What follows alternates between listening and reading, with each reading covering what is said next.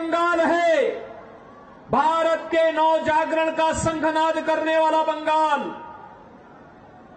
भारत की सांस्कृतिक जागरण का शंखनाद करने वाला, भारत की आध्यात्मिक क्रांति का सूत्रधार, भारत के सन्यासी विद्रोह की आधारभूमि,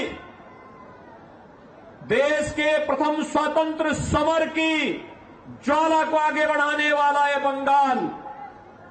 और आज हिंसा की चपेट में है, अराजकता और भ्रष्टाचार से लहूलुहान है, अस्त व्यस्त है, त्रस्त है और अपने अस्तित्व के लिए, अपने वजूद के लिए जूझ रहा है। बहनों और भाइयों, हम में से हर व्यक्ति जानता है 1947 में इस देश का विभाजन मजहब के आधार पर हुआ था। जिन कारणों से देश का विभाजन हुआ था,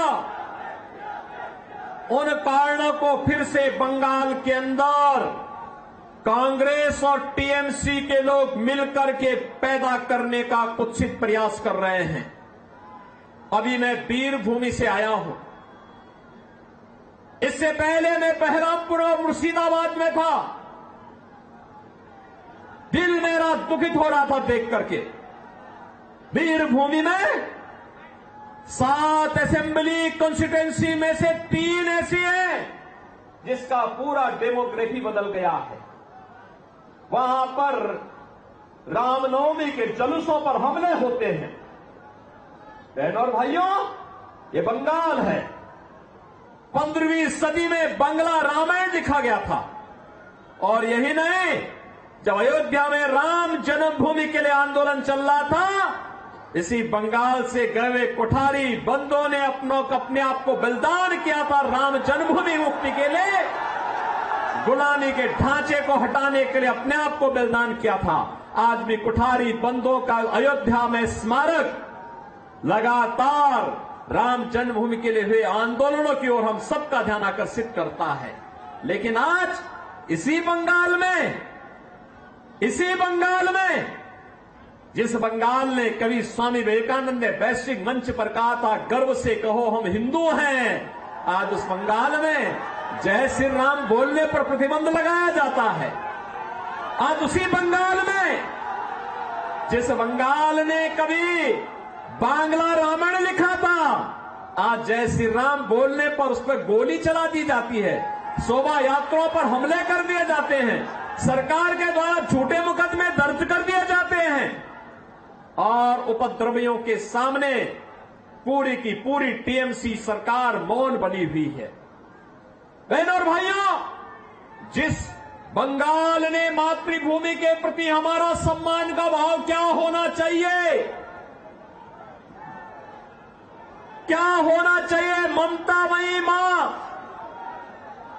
महाकाली की उपासना जगत जननी मां भगवती के रूप में कैसे होना चाहिए, पूरे देश को सिखाने वाला सभ्यता, संस्कृति, कला और संस्कारों की बंगाल की भूमि में आज संदेश खाली की घटना होती है। अपराधी को टीएमसी सरकार बचाने का काम करती है और अपराधियों के साथ जो ममता दीदी की यहां की जनता को मिलना चाहिए था, वह ममता अपराधियों को दी जा रही है।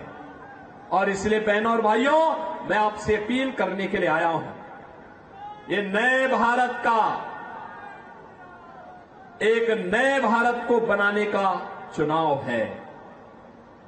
अच्छे और अनुभवी लोग, जुझारू लोग देश की संसद में जाएं, देश को प्रतिनिधित्व दे सके, मोदी जी के नेतृत्व में कार्य कर सके, सम विषम परिस्थितियों में आपके हितों के लिए कार्य करने वाला व्यक्ति होना चाहिए। इस दृष्टि से आज पूरे देश के अंदर एक ही स्वर में लोग बोल रहे हैं, उत्तर, दक्षिण, पूरब, पश्चिम। अब तक 2 चरणों के चुनाव संपन्न हो गए हैं। बहनों और भाइयों, मुझे देश के अंदर अनेक राज्यों में जाने का अवसर प्राप्त हुआ है। अकेले उत्तर प्रदेश में ही 80 लोकसभा सीटों पे चुनाव चल रहे हैं। 2 चरणों के चुनाव संपन्न हो गए हैं। महाराष्ट्र में मैं गया था, राजस्थान में मुझे जाने का अवसर मिला, छत्तीसगढ़ में गया, उत्तराखंड में गया, जम्मू कश्मीर में गया, जहां बिहार में मैं गया, जहां भी जाता हूं एक ही स्वर गूंजता है, और वह स्वर है कि फिर एक बार, फिर एक बार, फिर एक बार मोदी सरकार का। बहनों और भाइयों, मोदी सरकार, ये जो स्वर है ये अचानक नहीं है। इसके लिए मोदी जी ने 10 वर्ष के अंदर जो कार्य करके दिखाया, उसके प्रति जनता जनार्दन का आशीर्वाद प्राप्त हो रहा है। जनता जनार्दन का यह आशीर्वाद इसके कारण हो रहा है। यह आशीर्वाद इसलिए क्योंकि 10 वर्ष में मोदी जी ने वह कार्य करके दिखा दिया जो कांग्रेस 65 वर्षों में नहीं कर पाई, और जो कार्य बंगाल के अंदर 15 वर्ष में दीदी नहीं कर पाई, उत्तर प्रदेश में मात्र 5 वर्ष में हम लोगों ने करके दिखा दिया। बहनों और भाइयों, 10 वर्ष में मोदी जी ने 80 करोड़ लोगों को फ्री में राशन की सुविधा का लाभ दे रहे हैं। 60 करोड़ लोगों को देश के अंदर 5 लाख रुपए की स्वास्थ्य बीमा का कवर मिल रहा है। बंगाल के अंदर दीदी जबरदस्ती लागू नहीं होने देती। 50 करोड़ गरीबों के जनधन अकाउंट खुल गए। जो कांग्रेस के लोग पहले सेंधमारी करते थे आपकी सहायता पर, अब मोदी जी ने व्यवस्था कर दी कि जनधन अकाउंट में सीधे पैसा भेजेंगे, डीबीटी के माध्यम से भेजेंगे, बीच की कमीशन खोरी बंद। 12 करोड़ किसानों को प्रधानमंत्री किसान सम्मान निधि का लाभ मिल रहा है। 12 करोड़ गरीबों के घर में शौचालय बन गए। 10 करोड़ गरीबों को जनधन के अकाउंट खुल गए। 4 करोड़ गरीबों को देश के अंदर प्रधानमंत्री आवास योजना का लाभ मिला, और अकेले उत्तर प्रदेश में हम लोगों ने 57 लाख गरीबों के एक आवास बना दिए। लेकिन यहां पे बंगाल के अंदर तृणमूल कांग्रेस की सरकार ने मकान बनने ही नहीं दे। 2.5 करोड़ लोगों के घर में बिजली पहुंच गई। हर घर नल की योजना बन रही है। Highway, railway, metro, bullet train, airport, IIT, IIM, triple IT, NIT, world class university, ये पहली बार देखने को मिल रहे हैं। लेकिन हमें अफसोस है, टीएमसी की सरकार आसनसोल की जनता को पानी के लिए ही तरसा देती है। मोदी जी हर घर नल की योजना लागू करना चाहते हैं, लेकिन ये पानी नहीं देना चाहते। और इसलिए बहनों और भाइयों, हम सब आपके पास आए हैं।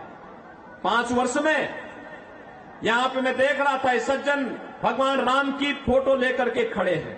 थोड़ा उधर भी दिखा दीजिए, पब्लिक को भी दिखा दीजिए। देखो, अब देखो, यहां पे रामनवमी की शोभा यात्रा नहीं निकल रही है। उत्तर प्रदेश के अंदर 50,000 स्थानों पर दुर्गा पूजा के आयोजन होते हैं। 50,000 स्थानों पर। और पिछले 7 वर्ष में एक भी दंगा नहीं हुआ, एक भी जगह कर्फ्यू नहीं लगा, क्योंकि दंगा करने वाले और कर्फ्यू लगाने वालों को पता है, अगर दंगा करेंगे, सिर्फ रामनवमी की जुलूस पर पथराव करेंगे, तो ऐसा उल्टा लटका देते हैं कि 7 पीढ़ियां भूल जाती है उनका दंगा करना भूल जाती हैं। उनकी पूरी संपत्ति को फिर हम लोग अपने कब्जे में ले लेते हैं, और उस कब्जे को गरीबों में बांट देते हैं, उस संपत्ति को गरीबों में बांट देते हैं। और अब तो आप देखते होंगे, उत्तर प्रदेश में आप देखते होंगे, वहां जो बड़े बड़े माफिया थे, बड़े बड़े अपराधी थे, बहनों और भाइयों, वे गले में तख्ती लटका करके चलते हैं, कहते हैं साहब जान बख्श दो, एक बार जान बख्श दो, हम लोग ठेली लगा करके पेट भर देंगे। किसी गरीब और किसी व्यापारी और किसी बेटी की सुरक्षा में कोई सेंध नहीं लगाएंगे। बहनों और भाइयों, यह कार्य केवल भाजपा कर सकती है, भाजपा कर सकती है। और इसीलिए मैं आया हूं। देखो ना, आपको एक शेर जैसा नेतृत्व चाहिए और एसएस अहलुवालिया जैसा नेतृत्व आपको यहां पर भारतीय जनता पार्टी ने दे दिया है। बहन और भाइयों, जोरदार करतोल ध्वनि से उनका स्वागत करिए अहलुवालिया जी का। बहनों भाइयों, मैं इसलिए आया हूं यहां पे क्योंकि अहलुवालिया जी आज से नहीं है नेता। हम लोगों ने जब संसद में जाना प्रारंभ किया था, सार्वजनिक जीवन में हम लोग आए थे, तब भी वह देश के नेता थे और संसद में भी हम साथ साथ रहे। केंद्रीय मंत्री के रूप में भी आपने काम किया, भाजपा के प्रवक्ता के साथ साथ विभिन्न दायित्वों का निर्वहन किया और आज आसनसोल का सौभाग्य है कि भारत माता का एक ऐसा सपूत आज आपके बीच में, जो इसी माटी का सपूत है, जिन्होंने इसी आसनसोल में जन्म लेकर के यहां के विकास के बारे में, भारत के विकास के बारे में, भारत को दुनिया की बड़ी ताकत बनाने के लिए और मोदी जी के आत्मनिर्भर और विकसित भारत की संकल्पना को पूरा करने के लिए जिनमें जज्बा है कार्य करने का, शेर जैसा दिल है, जूझने की एक प्रवृत्ति है, ऐसे अहलुवालिया जी को भारतीय जनता पार्टी ने, मोदी जी ने अपना प्रतिनिधि बना करके आसनसोल में भेजा है। और इसलिए बहनों और भाइयों, मैं आपको कहने के लिए आया हूं, सुरक्षा आपकी है, बंगाल भी आपका है, भारत भी आपका है और वोट भी आपका है। और इसलिए निर्णय भी आप ही को करना है। और आपका निर्णय अगर भाजपा के पक्ष में आता है तो सुरक्षित और समृद्ध बंगाल बनेगा, सुरक्षित और समृद्ध आसनसोल बनेगा। बहनों और भाइयों, तनिक भी भूल आतंकवाद के उस दौर को ला देगा, नक्सलवाद के उस दौर को ला देगा जहां विस्फोट होते थे, अराजकता फैलती थी, गुंडागर्दी का वो दौर जो भारत ने झेला है। बहनों और भाइयों, बंगाल को भी चाहिए यूपी जैसा मॉडल, चाहिए ना।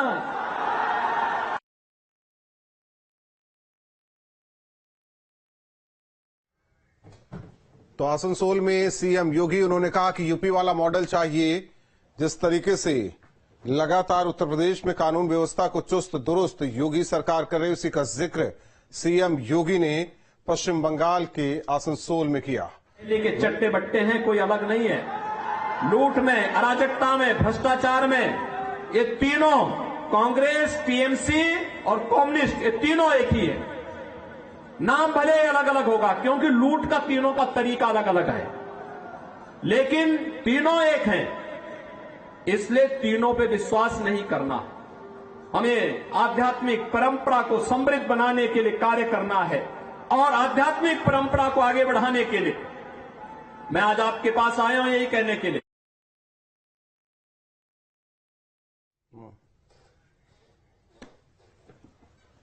तो आसनसोल में सीएम योगी का संबोधन सुन रहे थे आप। पश्चिम बंगाल में जिस तरीके से आज सीएम योगी जनसभा को संबोधित कर रहे हैं, हालांकि लगातार लोकसभा चुनाव को लेकर स्टार प्रचारकों में उनका नाम और कई राज्यों में उन्होंने जनसभा को संबोधित किया, रोड शो भी किया, चाहे राजस्थान हो, उत्तराखंड, पश्चिम बंगाल की तस्वीरें आपको दिखा रहे हैं, चाहे बिहार की बात हो।